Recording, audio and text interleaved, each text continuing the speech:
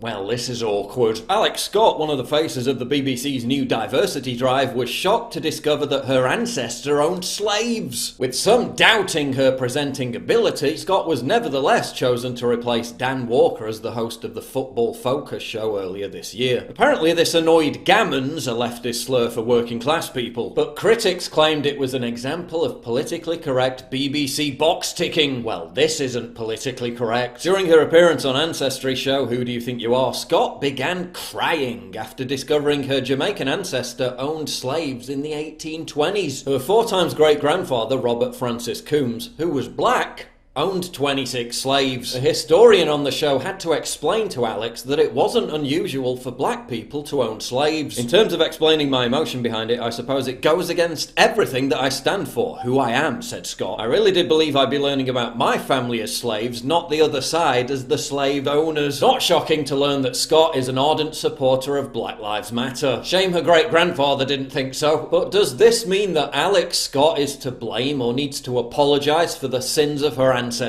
Absolutely not. But neither does anyone else. How do you think the slaves were rounded up and sold in the first place? Not by white Europeans, but by black African tribal rulers. In 2009, the Civil Rights Congress of Nigeria even wrote to tribal chiefs saying, quote, "We cannot continue to blame the white men, as Africans, particularly the traditional rulers, are not blameless." Furthermore, virtually every major empire, ethnicity and civilization practiced slavery. People are still genuinely dumb enough to think that only white people own slaves, when everyone owned slaves. Go look at a list of where modern slavery still exists. You're not going to find many white countries on it. Under the Barbary slave trade, over 1 million white Europeans were enslaved by Middle Eastern and North African pirates. Muslims from Algeria, Tunisia and Morocco travelled as far north as Iceland to raid coastal towns and kidnap white slaves. Why isn't that being taught in schools? Why are only certain statues being torn down by the mob? Why is the modern debate around colonialism, slavery and reparations habitually fixated around why only white people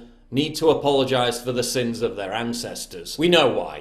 Because the only institutionalised form of racism that is still acceptable, and in fact encouraged, in the culture, in media, in schooling, in academia, from the government, is that directed towards white people. So yes, black people own slaves, Middle Easterners own slaves, Chinese people own slaves, everyone owns slaves. But kids growing up and students in universities being indoctrinated to hate themselves have no idea whatsoever that that's a historical fact.